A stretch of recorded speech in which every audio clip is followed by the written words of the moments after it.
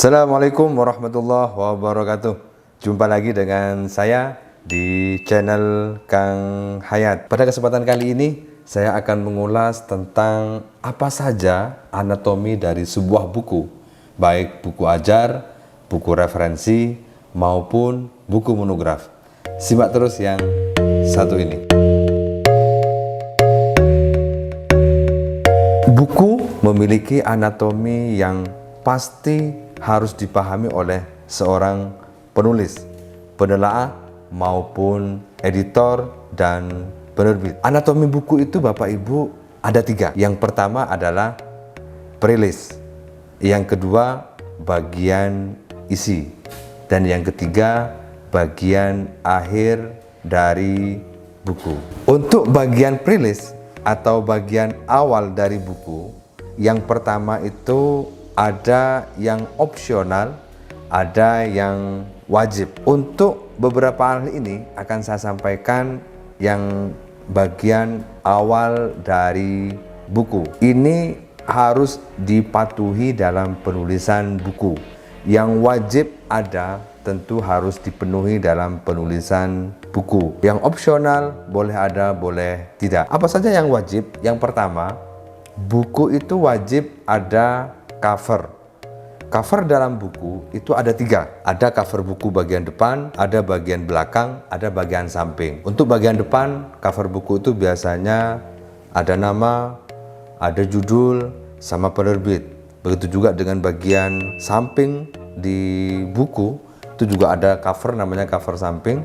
Ada nama penulis, ada penerbit, ada juga judul buku. Sementara untuk bagian belakang atau cover belakang itu biasanya diisi dengan sinopsis atau endorsement dari para tokoh atau para pakar, atau berisi CV dari penulisnya. Itu wajib ada. Kemudian yang kedua, bagian depan itu ada halaman Perancis. Halaman Perancis itu adalah halaman setelah halaman cover. Biasanya isinya hanya judul saja. Itu opsional, tapi biasanya para penerbit-penerbit besar itu memungkinkan untuk diberikan yang namanya halaman Perancis. Tapi untuk penerbit-penerbit yang mungkin tidak terlalu membutuhkan ada halaman Perancis dalam buku juga tidak apa-apa, karena sifatnya untuk halaman Perancis adalah opsional.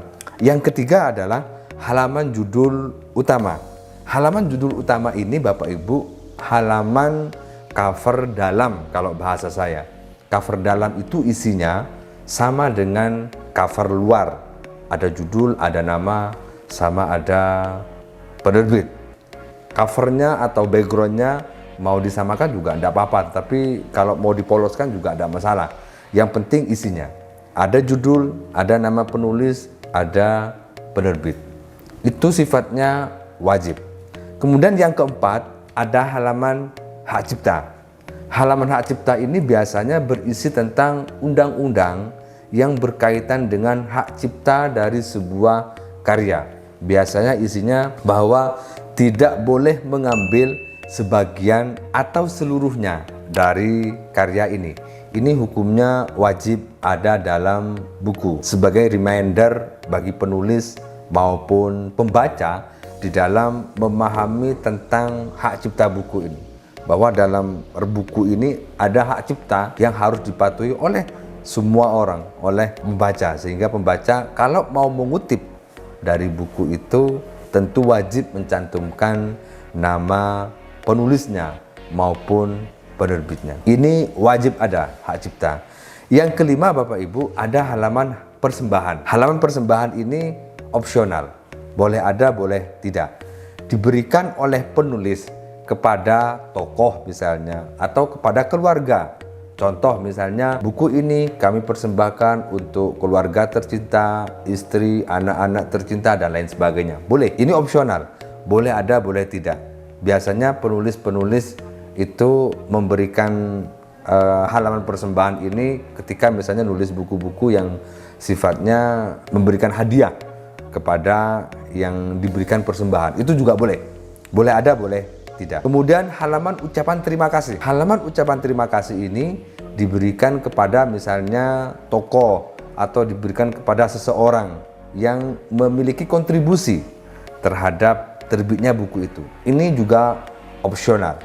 Boleh ada, boleh tidak dalam bagian awal buku. Tapi kalau misalnya dikira penting atau ada mitra atau dalam proses penulisan buku itu ada sponsor atau ada funding, tidak apa-apa diberikan ucapan terima kasih kepada funding, kepada sponsor, kepada mitra untuk memastikan bahwa buku ini terbit atas kerjasama beberapa pihak atau buku ini terbit atas funding dari si A atau produk B dan lain sebagainya. Boleh, ini boleh ada, boleh tidak. Kemudian berikutnya, bagian awal buku itu ada namanya halaman sambutan.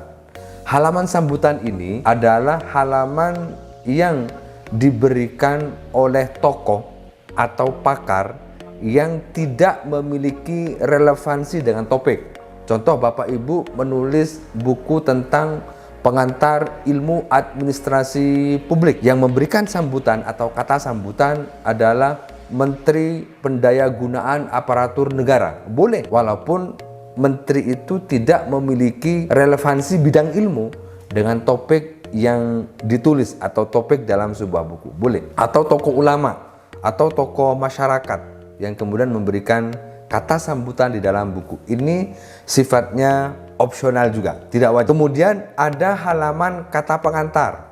Halaman kata pengantar ini diberikan oleh tokoh atau pakar yang memiliki relevansi dengan topik buku Bapak Ibu yang ditulis. Contoh, Bapak Ibu nulis buku tentang ilmu kesehatan. Yang memberikan kata pengantar adalah misalnya Menteri Kesehatan atau dokter yang memiliki bidang ilmu dalam buku itu sendiri juga boleh. Jadi kalau kata pengantar itu diberikan oleh pakar yang memiliki relevansi dengan topik bukunya, sementara untuk sambutan diberikan oleh tokoh atau pakar yang tidak memiliki relevansi, tetapi karena ketokohannya. Kata pengantar ini sifatnya opsional, boleh ada, boleh tidak, atau diberikan oleh editor. Itu kata pengantar juga boleh. Artinya kata pengantar itu diberikan oleh orang lain. Kemudian yang berikutnya ada halaman prakata. Ini perbedaannya. Kadang penulis itu tidak paham tentang kata pengantar dan prakata. Kalau kata pengantar itu diberikan oleh orang lain yang memiliki relevansi topik dengan topik bukunya, sementara prakata ini diberikan atau ditulis oleh penulis sendiri. Sehingga yang disampaikan sebagai bagian wajib dalam buku itu adalah prakata. Prakata ini ditulis oleh penulis sendiri. Ini sifatnya wajib. Jadi yang wajib itu prakata. Kalau kata pengantar itu opsional. Kemudian ada halaman daftar isi. Daftar isi ini wajib ada di dalam buku. Isinya berkaitan dengan apa saja yang ada di dalam buku. Dan yang terakhir ada daftar tabel dan lain sebagainya yang ada di dalam sebuah buku. Misalnya lampiran itu juga harus ada di dalam sebuah buku.